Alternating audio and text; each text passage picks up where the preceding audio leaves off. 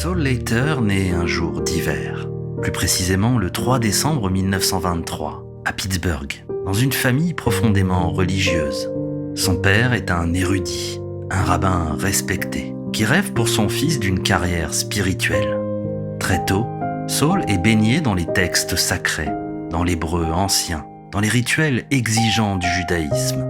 On lui trace un chemin avant même qu'il n'ait choisi le sien. Mais Saul Leiter n'est pas fait pour la parole révélée.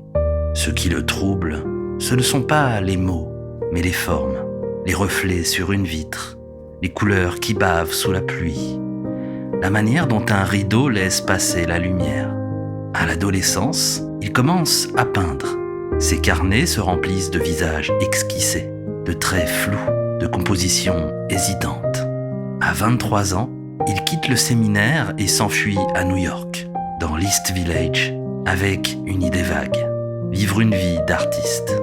Il y passera toute sa vie. Dans ce quartier encore modeste, entre les échoppes et les cafés poussiéreux, Saul découvre la peinture moderne. Il fréquente des artistes en rupture, comme Richard Pousset-Dard, qui l'encourage à se tourner vers la photographie.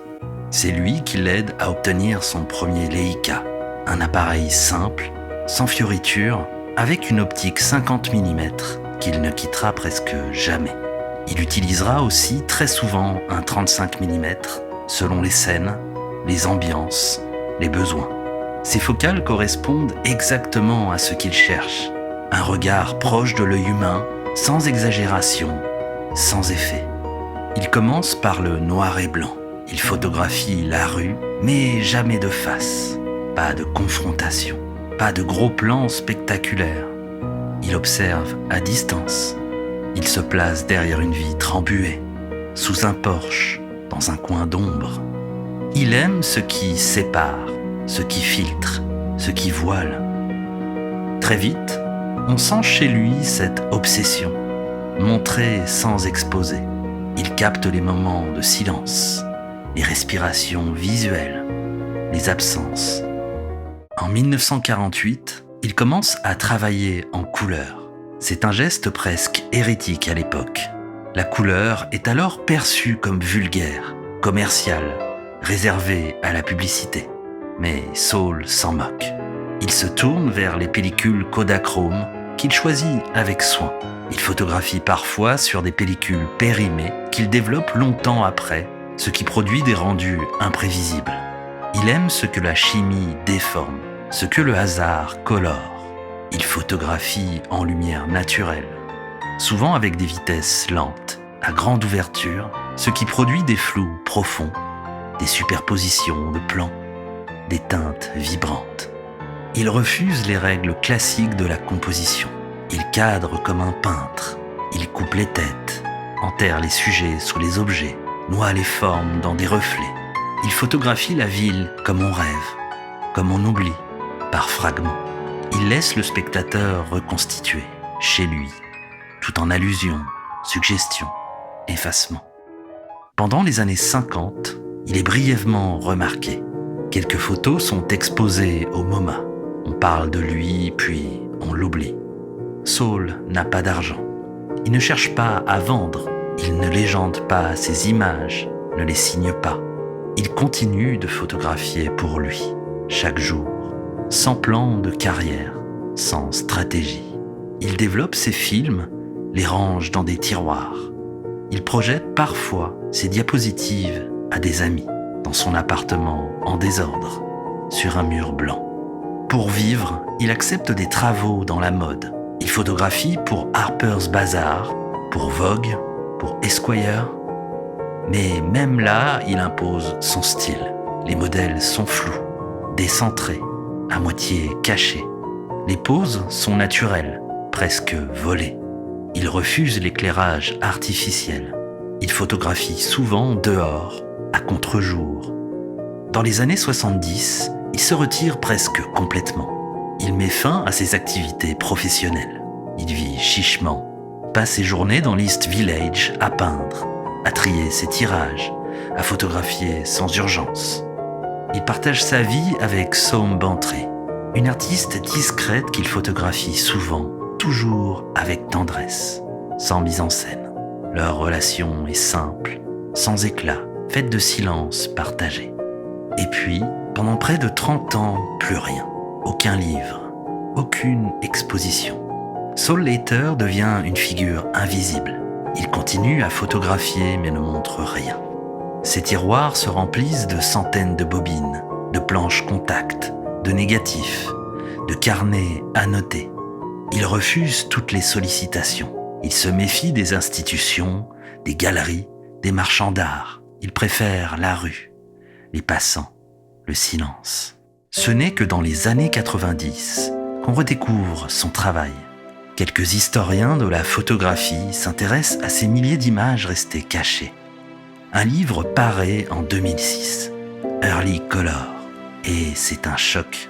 On réalise que Saul Leiter avait inventé dans l'ombre un langage photographique neuf, qu'il avait anticipé tout ce que la photographie contemporaine allait explorer, la fragmentation, la couleur, la subjectivité. Les expositions s'enchaînent. Il est invité à Paris, à Londres, à Tokyo, mais Saul, lui, reste chez lui. Il ne cherche pas à être acclamé. Il dit simplement qu'il a toujours voulu être oublié. En 2013, un documentaire lui est consacré. On y voit Saul Leiter dans son appartement, entouré de boîtes en carton, de tirages froissés, de pellicules non classées. Il parle doucement. Il esquive les questions. Il regarde ses photos sans emphase, comme s'il découvrait le travail d'un autre. Quelques mois plus tard, il meurt. C'était le 26 novembre 2013. Il allait alors avoir 90 ans. Il s'est éteint dans la ville où il avait tout vu, tout photographié, sans jamais se mettre en avant. Il laisse derrière lui des dizaines de milliers d'images, la plupart encore inédites, et une leçon silencieuse. On peut changer la photographie sans crier, sans se vendre, sans s'imposer. Il suffit de regarder autrement. Photographier pour Saul Leiter n'était ni un métier, ni un passe-temps. C'était une manière d'habiter le monde, une respiration lente, une présence discrète. Il n'a jamais cherché le scoop, jamais quêté l'instant décisif.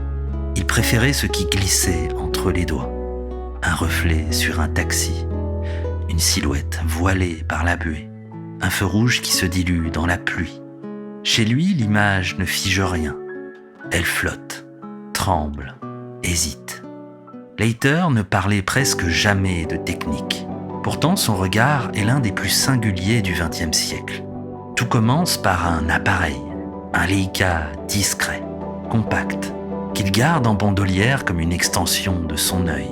Il travaille sans flash, sans trépied, sans assistant. Il ne s'impose jamais. Il attend, il flâne, il laisse la ville venir à lui. Il utilise principalement une optique de 50 mm, mais aussi très souvent un 35 mm. Toutes deux adaptées à sa recherche d'un regard naturel, discret. « J'aime la normalité de cette focale », disait-il. Elles lui permettent de rester à distance, de ne pas envahir, de ne pas interrompre la scène. Parfois, il utilise un 90 mm pour compresser les plans, resserrer les perspectives, isoler les détails. Mais ce qui frappe surtout dans son travail, c'est la matière même de ses images. Saul Leiter a une manière très particulière de jouer avec la lumière. Il photographie souvent à grande ouverture, avec une profondeur de champ réduite, ce qui fait basculer la scène dans un flou moelleux. Il aime les vitres, les rideaux, les vitrophanies, les reflets de vitrines. Il place toujours quelque chose entre lui et le sujet. Une barrière fragile, un filtre, une distance. Sa couleur n'est jamais criarde. Elle est dense, sourde, légèrement désaturée. Il travaille presque exclusivement avec de la pellicule Kodachrome, une émulsion réputée pour ses tons chauds, sa richesse, son grain très fin. Il utilisait parfois des pellicules périmées ou les développait des années plus tard, acceptant leurs imprévus, leurs dominantes étranges, leurs accidents poétiques. Contrairement à la plupart des photographes de rue, Saul Leiter n'embrasse pas l'action. Il n'attend pas le bon moment. Il ne chasse pas le geste décisif. Il cherche des compositions, des équilibres, des lignes, des masses. Il cadre comme un peintre, souvent en vertical. Très peu de ses images sont horizontales. Il disait en riant « Appelez-moi Monsieur Vertical ».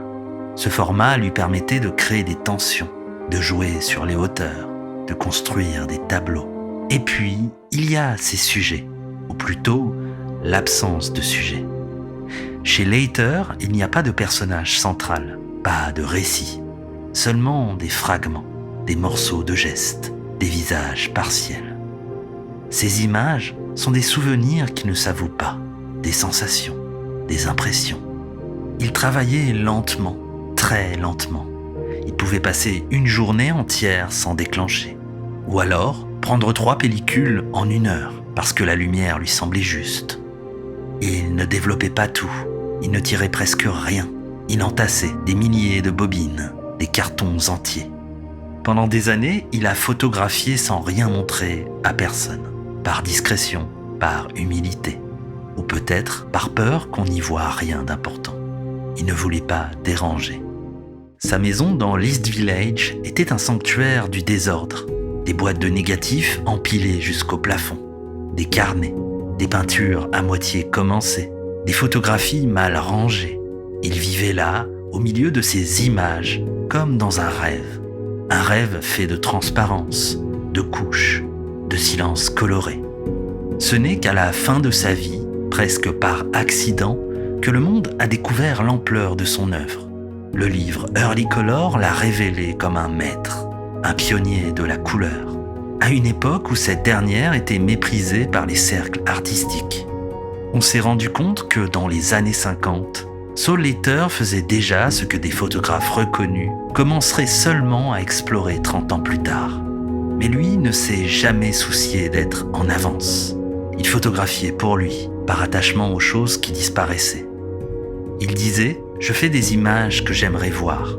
Je ne sais pas si les autres les aiment, mais ce n'est pas mon problème. » Ces dernières années, il a vécu comme les précédentes, avec lenteur, sans emphase. Il se levait tard, marchait un peu, photographiait encore, parfois. Jusqu'au bout, il a continué à voir autrement. Le 26 novembre 2013, il s'est éteint comme il a vécu, sans bruit. Il allait avoir 90 ans. Son œuvre, elle, n'a pas fini de grandir. Elle habite désormais le regard de ceux qui prennent le temps de s'arrêter, de flâner, de laisser venir à eux une couleur oubliée, un cadre bancal, une lumière qui danse. Car Saul Leiter n'a jamais voulu imposer quoi que ce soit. Il a juste laissé une trace, silencieuse mais indélébile.